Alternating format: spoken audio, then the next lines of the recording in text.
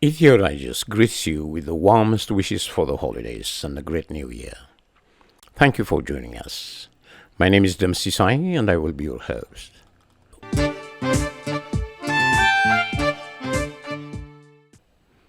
Please don't forget to subscribe to our YouTube channel and share and like our programs.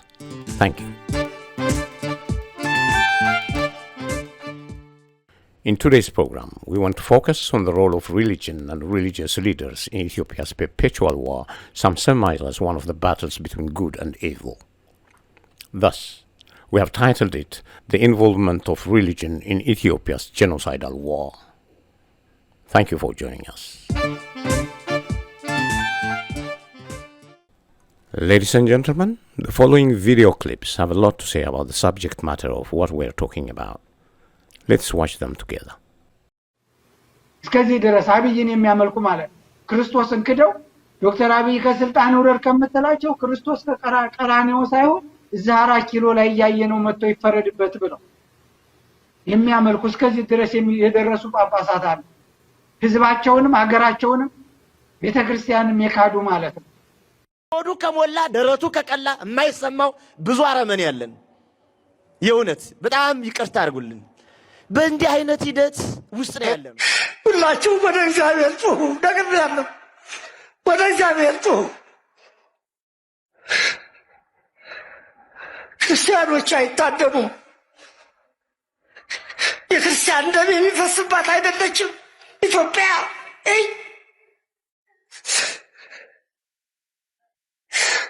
ስላሴ ገኛው ያላቸው የስላሴ ልጆች ናችሁ ሁላችሁ።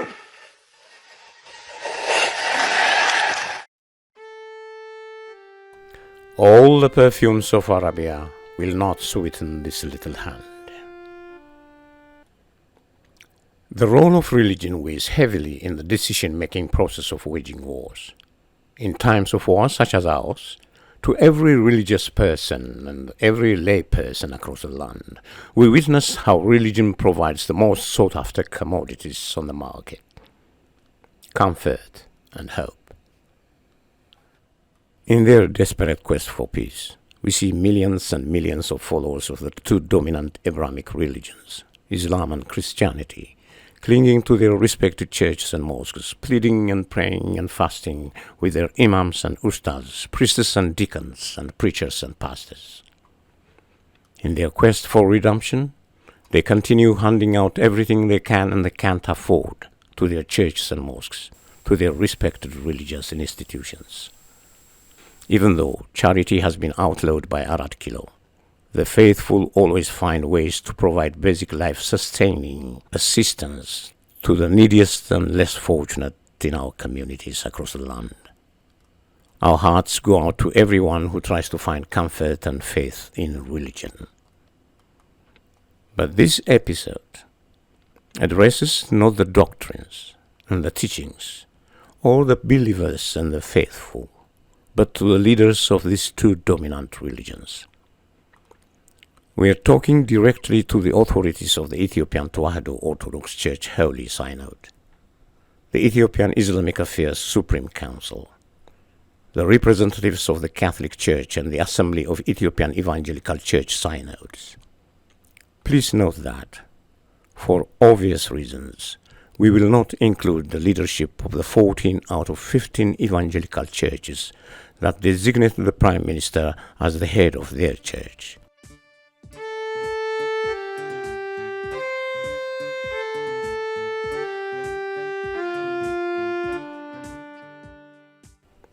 Your Excellencies, we are thankful and highly indebted to the many among you who paid dearly for telling the truth, and are still paying heavily for aligning with the less fortunate among us.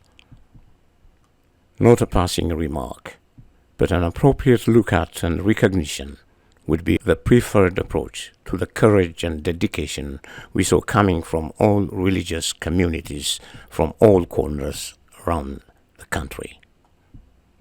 But we must not hesitate to state our bewilderment in figuring out what the doctors of the church and the imams of the mosque have decided to do. We know that religious institutions are also subjects of tyranny and they suffer immensely.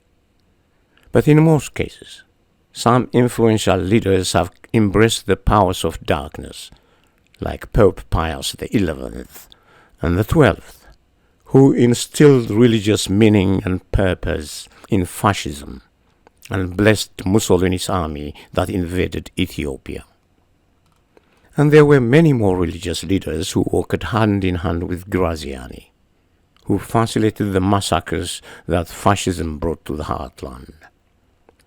And today, even many more are lined up to do just the same and lick the boots of Abiy Ahmed. Thanks to the non-stop stream of monies corrupting the core of Qadisselase and Amskilo, Piazza and Mercato, Bole and Shaggar City. Many among you have sold their souls to the Prince of Darkness. We have a collection of the so-called evangelical Christian pastors and preachers that unashamedly claimed Abiy Ahmed's war of genocide and destruction is their war. The word blasphemy would fall short of describing your deliberate scandalization of the very commandments you seem to know too well to recite.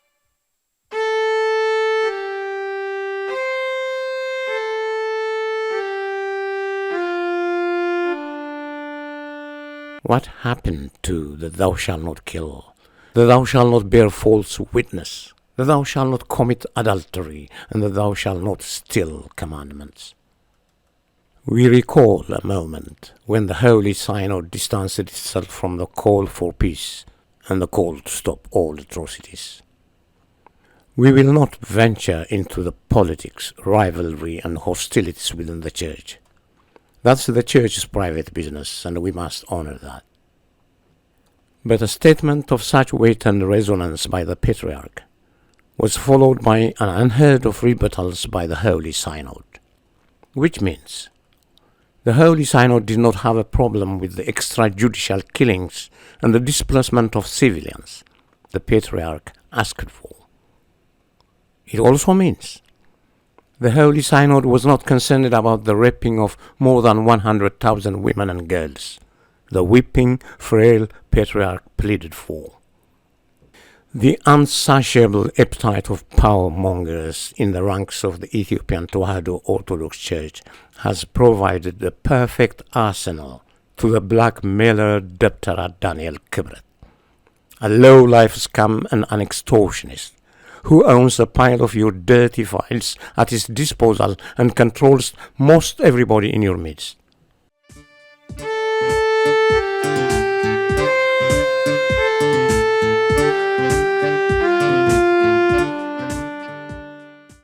And yes, we are not totally proud of your checkered history in this area.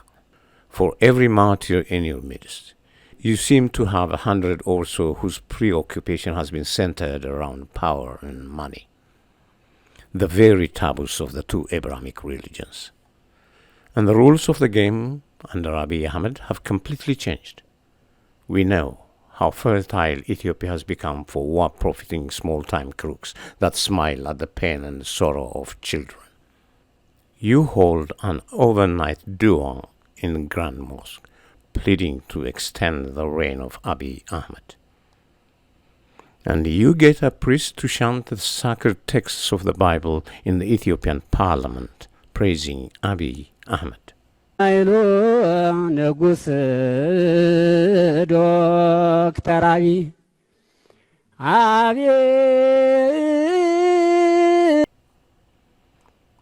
How does this make you any different from the Pope who oversaw the alliance of the Vatican with Adolf Hitler and Benito Mussolini? Or better yet, from Cardinal Schuster of Milan, who blessed Italy's 1935 invasion of Ethiopia and called it a great Italian adventure and a great Catholic crusade. This rare footage reminds us that the guns that obliterated the bodies of Abune Petros and Abune Mikhail, the artillery that massacred Ethiopians indiscriminately, and the mustard gas that sucked the lives of patriots was blessed by this man, Cardinal Ildefonso Schuster. Let's make no mistake about it. You are no better and no different from this maggot in the annals of history. By the way, he also addressed Ethiopians as heathens. The similarity is so impeccable that the whole kit and caboodle in Arat Kilo, in unison with the synods and the Supreme Council, are calling Ethiopians names that portray them as wild beasts. You are genuflecting and flirting with the angel of death.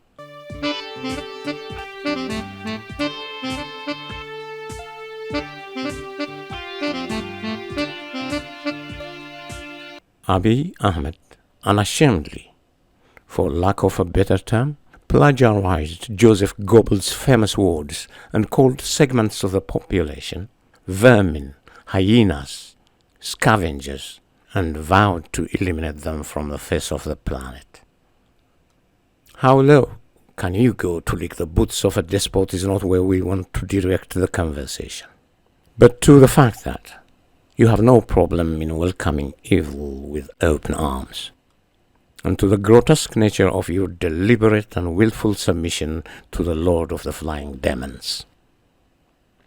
As representatives of the Heavenly God, if the outlawing of charity does not make you flinch, if the extrajudicial killing of an unexpected Oromo woman in the middle of her farm does not bother you, if the raping of a 9-year-old girl or an 83-year-old woman does not make you get up from your seat, if the 5 million out-of-school Amhara children subject to rape, murder and conscription are not your talking points, and the following targets, the 83-year-old nun in her hermitage minding her rosary, or unexpecting mother and her 9-year-old boy in their humble dwelling, or a 7-year-old boy in the neighborhood playground, or the loving young mother with her 4-month-old infant on her back and drawing water in the center of town, and a multitude of town and country dwellers who were targeted and killed by the government's drone attacks, does not bother you. What will? And by the way, this is what Mr. Ahmed said about the use of drones. Let's listen. ድሮን በሲቹዌሽኑን ተቀምጦ እያንዳንዱ ታርጌት ይሄ ከሆነ ታርጌት ከታየ በኋላ ፓይለቱ ለዘመቻ መኮንን ጥያቄ አቅርቦለት በእያንዳንዷ ታርጌት ተፈርሞ ነው። ከፈለገ የተከበረው ምክር ቤት ማየት ይችላል። በተኮስነው ሚሳኤል ወይም ጥይት ልክ ፊርማ አለ። ለእያንዳንዷ ታርጌት ኃላፊነት ይወሰዳል። ዝም ብሎ የአቡሰጥ የሚሊሻ ጫወታ አይደለም። He says every drone strike is properly signed for. There are no random attacks. Well, this statement clearly shows that the drone attacks in question are not accidental. They were rather deliberately executed orders signed by Abiy Ahmed. Your Excellencies, did you ask to see who signed off on these orders? But why should you? We saw that the mutilating of the dead, or the cutting and the displaying of a young woman's breasts in broad daylight as a form of punishment does not mean much to you. The parading of dead prisoners of wars on donkey backs to terrorize a small town does not get your attention. When did you go out of your comfy quarters and visit any of the health centers, the schools, the open markets that were reduced to rubble by drone attacks? When did you visit any of the grieving families? You never wanted to counsel or send your condolences to these children of God, even though they trusted you to lead them out of this cycle of violence. Here is one of the few who told it like it is.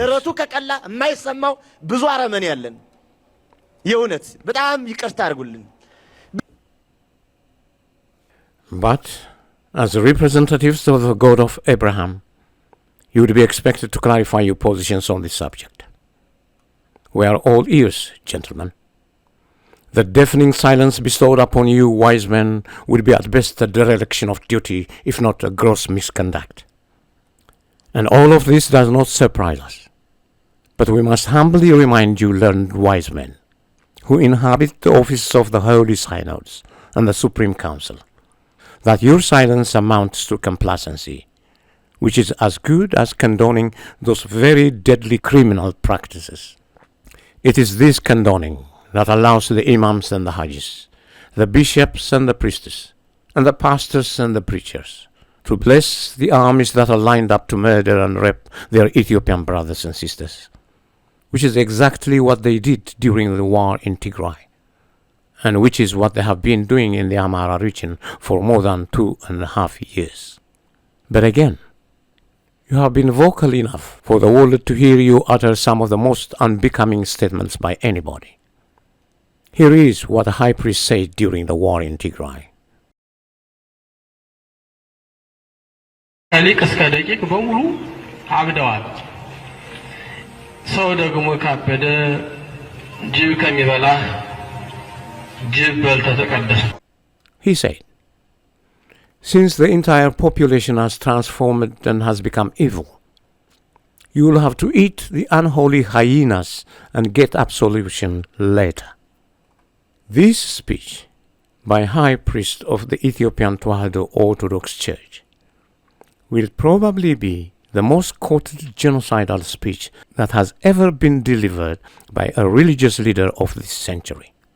In a few words, he articulated the motive, the rationality, the justification, the means, and everything else necessary to empower his followers to commit the crime of all crimes. In short, these words do not need any additional syllables to forensically paint the anatomy of genocide. Here is another. He said that it's better to be ruled by the devil rather than the junta. He meant junta. Anyways, as the saying goes, be careful what you wish for, because you might just get it. Guess who is ruling now? The devil himself. But we must also add that your compliance with the office of Count Dracula is neither accidental nor unprecedented. We are well aware of the origins of that kind of language. Our question to you is, how did it end up in the vernaculars of the church? And that's exactly the core of the problem. Neither your words nor your actions adhere to the commandments in the holy books. And there are the imams and the ustazs who wanted to arm the Muslims in Makan Salam to fight against Fano forces. When did this jihadist movement took hold in the Ethiopian mosque? When did fighting against brothers and sisters become the accepted norm? When did the disciples of peace become the advocates of genocide? The radicalization of these supposedly heavenly doctrines of Jesus Christ or the Prophet Muhammad is not new to the world. But we rarely saw the whole kit and caboodle in the echelons of the two religious institutions involve themselves in an open genocidal campaign that consumed millions of their own followers. Don't take our word for it. The charge that Abiy Ahmed led a war that culminated as genocide is not an allegation. His own minister and advisor has confirmed that on the world stage. The ethnic card Abiy Ahmed used to divide and rule Ethiopia has been debunked by the alliance of all ethnic groups against his reign. Now, the only viable card left in his hands is religion. As we noted in our previous episode number 7, that card did not have traction in Makan Salam Wollo. That is why we are witnessing the desperate attempt to pit Islam and Christianity against one another. But the most farcical melodrama took place when the Council of so-called churches put out 3 consecutive and contradictory statements about the massacres in Arsi, where Abiy Ahmed and Shimelis Abdissa, Ararsa Mardasa and the infamous Kori Nagenya crime network sanctioned and executed a campaign that recently massacred dozens and dozens of Christian families. The first finding of the group, which confirmed the crimes committed were executed by government troops, did not go well with the Prime Minister. In the revised version, government troops were replaced by unknown assailants. But again, that was not satisfactory to the boss, Abiy Ahmed. They finally had to change their findings according to the words of Arat Kilo. Yes, the crimes committed against the mainly Amhara Christian families were dubbed as committed by Shenne and Fano forces. You can stand in your entire glory and claim and testify all you want. But someone needs to remind you that false witness does not seem to agree with the doctrines of the church or the mosque. Someone also needs to remind the merchant of death that religious wars in Ethiopia have as much chance of taking place as colonialism in the 21st century. We may not be as sound as you learned men are, and we may not randomly quote chapters and verses from the holy books of the Quran and Bible for every happenstance around us.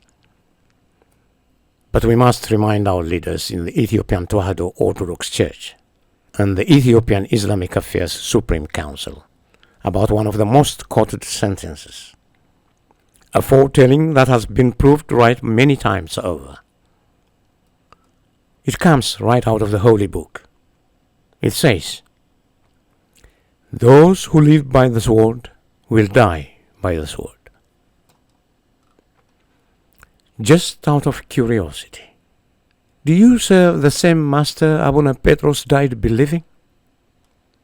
The same master that Abuna Mikhail of Gore trusted? The most appropriate question probably is, do you follow the same 10 commandments you preach as the Word of God? If yes, which ones? Or is there something we don't know? Here is another crucial testimony about this subject. እስከዚህ ድረስ አብይን የሚያመልኩ ማለት ክርስቶስን ክደው ዶክተር አብይ ከስልጣን ውረድ ከምትላቸው ክርስቶስ ከቀራንዮ ሳይሆን እዛ 4 ኪሎ ላይ ያየነው መጥቶ ይፈረድበት ብለው የሚያመልኩ እስከዚህ ድረስ የደረሱ ጳጳሳት አሉ። ህዝባቸውንም ሀገራቸውንም ቤተክርስቲያንም የካዱ ማለት ነው። He's saying they would crucify Jesus in Arat Kilo instead of offending Abiy Ahmed.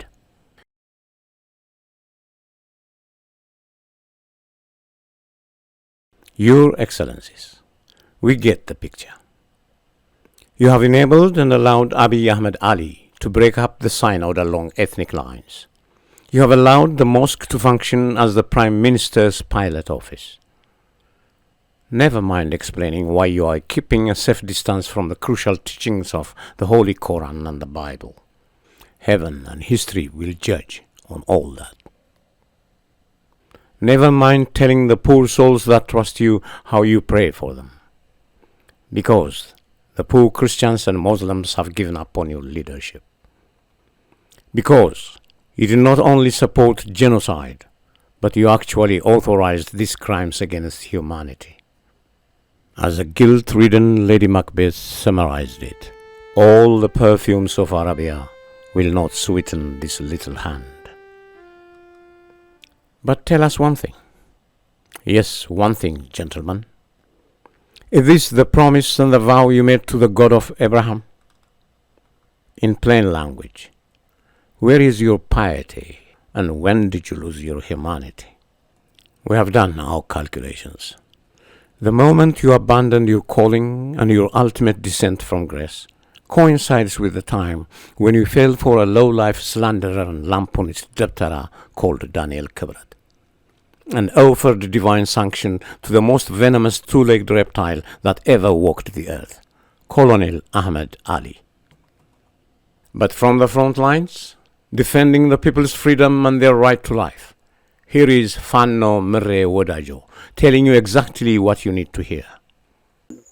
ከጮኻችሁ አባቶቻችን ምናልባት በየቦታው ለሚታረዱት ለሚታፈኑት ለሚፈናቀሉት ብትጮህላቸው የተሻለ ነው ብዬ አስባለሁ.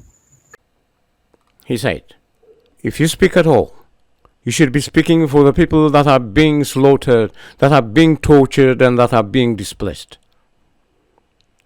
Thank you, Fanno Mre Wodajo.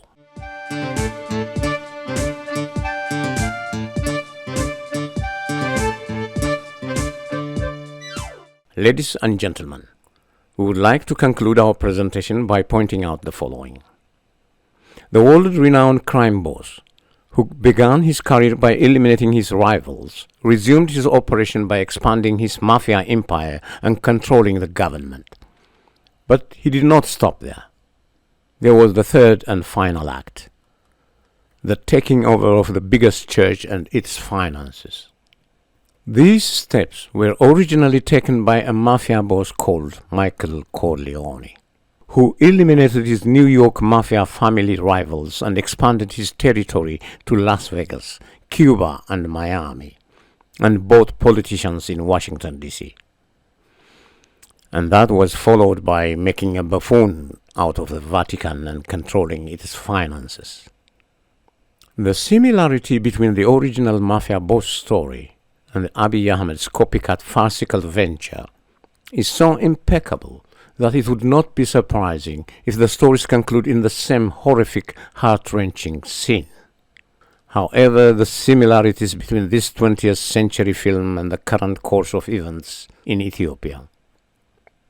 We pray that what happened to Michael Corleone's daughter at the end of The Godfather 3 does not happen to any child, including Abiy Ahmed's daughter.